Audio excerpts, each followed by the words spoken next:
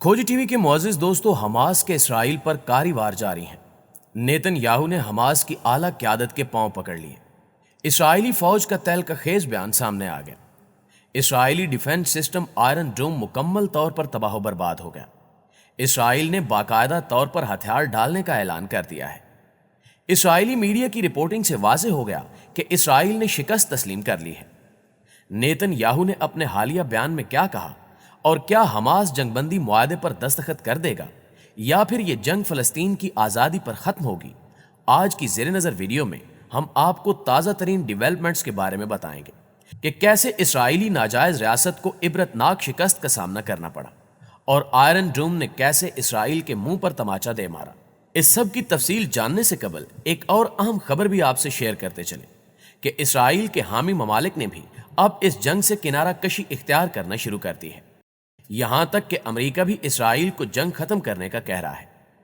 امریکہ اور اسرائیل کے رابطے تیز ہو چکے ہیں، جبکہ مصر ثالثی کا کردار ادا کرتے ہوئے حماس اور اسرائیلی حکام کے فیصلوں سے دنیا کو آگاہ کر رہا ہے۔ غزہ کی تازہ صورتحال کے مطابق فلسطین کے نہتے مسلمان مرد و خواتین اور بچوں پر اسرائیلی درندوں نے مظالم کے سارے ریکارڈ توڑ دیے۔ ہفتے بھر میں شہداء کی تعداد 250 سے تجاوز کر چکی ہے۔ زخمیوں کی تعداد 2000 سے زائد بتائی جا رہی ہے، اور ان حالات میں بھی فضائی بمباری اور میزائل برسانے کا سلسلہ جاری ہے۔ مسلم دنیا کی طرف سے احتجاج پر اسرائیل ڈٹائی سے کہتا ہے کہ وہ یہ حملے اپنے دفاع میں کر رہا ہے۔ اس خطرناک پالیسی، جسے فوجی زبان میں پیشگی حملہ کہا جاتا ہے، کا آغاز امریکہ نے عراق اور افغانستان پر حملے کے وقت کیا تھا، جو سراسر دھونس کے سوا کچھ نہیں تھا۔ چنانچہ دنیا کے دیگر ممالک نے بھی اس موقف کی نفی کرتے ہوئے اسرائیلی جارحیت کی مذمت کی ہے۔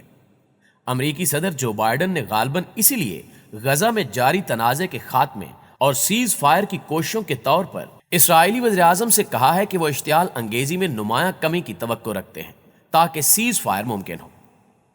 معزز دوستو، اسرائیل فلسطین کشیدگی کے حوالے سے کئی اہم خبریں سامنے آ رہی ہیں، جن میں سے ایک خبر یہ ہے کہ اسرائیل نے حماس کو جنگ بندی کے پیغامات بھجوانے شروع کر دیے ہیں۔ وہ اسرائیل جو کہ چند روز قبل تک دھمکیاں دے رہا تھا، اب وہ جنگ بندی کی اپیلیں کر رہا ہے، جس کی بڑی وجہ یہ ہے کہ حماس نے اسرائیل کو نہ صرف تگڑا جواب دیا بلکہ اسرائیل کو شدید نقصان بھی پہنچایا۔ اس جنگ میں اسرائیل کا ریاستی نظام تباہ و برباد ہو کر رہ گیا ہے اور یہودی قوم شدید تکلیف سے گزر رہی ہے، جبکہ اسرائیلی معیشت کا بھی دیوالیہ نکل چکا ہے۔ اسرائیل کو آئرن ڈوم اور دیگر جنگی ساز و سامان پر ایک خطیر رقم خرچ کرنا پڑ رہی ہے، اور یہی وجہ ہے کہ اب اسرائیل حماس کی اعلیٰ قیادت کے پاؤں پکڑنے کی کوششیں کر رہا ہے۔ تازہ رپورٹس کے مطابق 11 روز تک غزہ پر وحشیانہ بمباری کے بعد اسرائیلی حکومت نے غزہ میں جاری جنگی کارروائی روکنے کا عندیہ دے دیا ہے۔ اسرائیلی وزیر اعظم نیتن یاہو کی حکومت نے جنگی کارروائیاں روکنے کے لیے مصری ایلچی کو باضابطہ طور پر آگاہ کر دیا ہے۔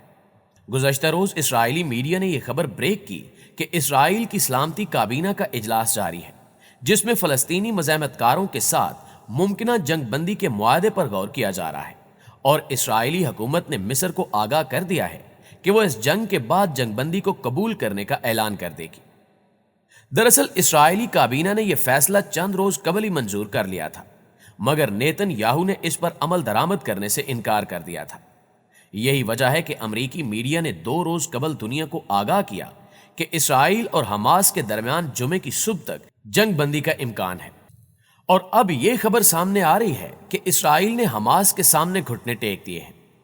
امریکہ، مصر، قطر اور متعدد یورپی ممالک اسرائیلی وزیر اعظم اور حماس کے رہنماؤں پر حملے روکنے کے لیے دباؤ ڈالنے کی کوشش کر رہے ہیں، جس کے بعد مثبت پیش رفت کی رپورٹس منظر عام پر آ رہی ہیں۔ ناظرین گرامی، دوسری جانب اندر کی ایک خبر یہ بھی ہے کہ حماس کی اعلیٰ قیادت نے جنگ جاری رکھنے کا فیصلہ کر لیا ہے، تاہم آفیشلی طور پر اس حوالے سے کوئی بیان جاری نہیں کیا گیا۔ حماس نے اسرائیل کو چند ہی دنوں میں یہ باور کروا دیا کہ اسرائیل کے لیے ایک معمولی سی جنگ کتنی تباہ کن ثابت ہو سکتی ہے۔ یہی وجہ ہے کہ اب اسرائیل منتوں ترلوں پر اتر آیا ہے، جبکہ اسرائیلی میڈیا اور اخبارات کی سرخیوں سے یہ واضح ہو چکا ہے کہ اسرائیل اس جنگ میں مکمل طور پر شکست کھا چکا ہے۔ اسرائیلی فوجی حکام نے نیتن یاہو کو آگاہ کیا کہ ان کے پاس آئرن ڈوم کا سٹاک ختم ہو چکا ہے اور اب وہ حماس کے مزید حملے نہیں روک سکتے، لہٰذا فوری طور پر جنگ بندی کا اعلان کیا جائے۔ اس صورتحال کو دیکھتے ہوئے مجبوراً نیتن یاہو نے مصر کو ثالثی کا کردار ادا کرنے کا کہا، جس کے بعد یہ خبر سامنے آئی کہ اسرائیل اب جنگ بندی کا خواہاں ہے۔ دوسری جانب حماس اور اسرائیل پر عالمی دباؤ بھی بڑھتا جا رہا ہے۔ اقوام متحدہ کے سیکریٹری جنرل انتونیو گوتریس نے اسرائیل اور فلسطین کے درمیان فوری جنگ بندی کا مطالبہ کیا ہے۔ گزشتہ روز فلسطین کی صورتحال پر اقوام متحدہ کی جنرل اسمبلی کے اجلاس سے خطاب کرتے ہوئے انہوں نے کہا کہ ہمیں شہری آبادی کے تحفظ کو یقینی بنانا چاہیے۔ ہمارا مطالبہ ہے کہ غزہ میں فوری جنگ بندی کی جائے۔ غزہ میں شہریوں اور خاص کر بچوں کی ہلاکت تشویشناک ہے۔ غزہ کے بچے جنگ کی بھاری قیمت ادا کر رہے ہیں۔ فریقین شہری آبادیوں کو نشانہ بنانے سے گریز کریں۔ انہوں نے کہا کہ فلسطین میں جاری کشیدگی کو روکنا ہوگا۔ دونوں اطراف سے سیز فائر ہونا چاہیے۔ اسرائیل اور فلسطین تنازع کو نظر انداز نہیں کیا جا سکتا۔ غزہ میں 200 سے زائد فلسطینی شہید ہو چکے ہیں اور اسرائیلی بمباری سے متعدد اسپتال تباہ ہو گئے ہیں۔ ہزاروں فلسطینی بے گھر ہو چکے ہیں۔ پناہ گزین کیمپ پر حملے سے ایک ہی خاندان کے 9 افراد شہید ہوئے ہیں۔ غزہ میں میڈیا کی عمارت تباہ کرنے پر اقوام متحدہ کو شدید تشویش ہے۔ محترم ناظرین، اجلاس سے خطاب کرتے ہوئے فلسطینی وزیر خارجہ ریاض المالکی نے کہا کہ اسرائیل نے نہتے فلسطینیوں پر مظالم کی انتہا کر رکھی ہے۔ معصوم اور نہتے فلسطینیوں کو جارحیت کا نشانہ بنایا جا رہا ہے۔ مسجد اقصی میں نہتے نمازیوں پر یلغار کی گئی۔ فلسطین پر جاری اسرائیلی بربریت فوری ختم کرائی جائے۔ اسرائیل اپنے بہیمانہ جرائم پر دنیا سے معافی تک نہیں مانگ رہا، جو ایک ناقابل معافی جرم ہے۔ اردنی وزیر خارجہ ایمن صفادی نے کہا کہ اسرائیل کے غزہ حملے میں درجنوں معصوم بچوں اور خواتین کو شہید کیا گیا۔ اسرائیلی جارحیت سے غزہ میں ہزاروں فلسطینی بے گھر ہو چکے ہیں۔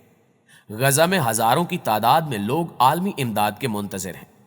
اقوام متحدہ اسرائیل پر عالمی چارٹر کی پاسداری کے لیے دباؤ ڈالے۔ اسرائیل غزہ پر جارحیت ختم کرتے ہوئے جنگ بند کرے۔ شیخ جارح کے علاقے سے فلسطینی عوام کی زبردستی بے دخلی جنگی جرم ہے اور اسے روکنا ہوگا۔ عالمی برادری سمیت مسلمان حکمرانوں کو اسرائیل کے حوالے سے ایک نئی اور جامع پالیسی ترتیب دینی چاہیے تاکہ اس خون ریزی کو روکا جا سکے۔ فلسطینیوں پر اسرائیلی ننگی جارحیت کا یہ پہلا واقعہ نہیں ہے، بلکہ اس سے پہلے بھی اسرائیلی افواج بے گناہ فلسطینیوں پر ظلم و بربریت کی کئی داستانیں رقم کر چکی ہیں۔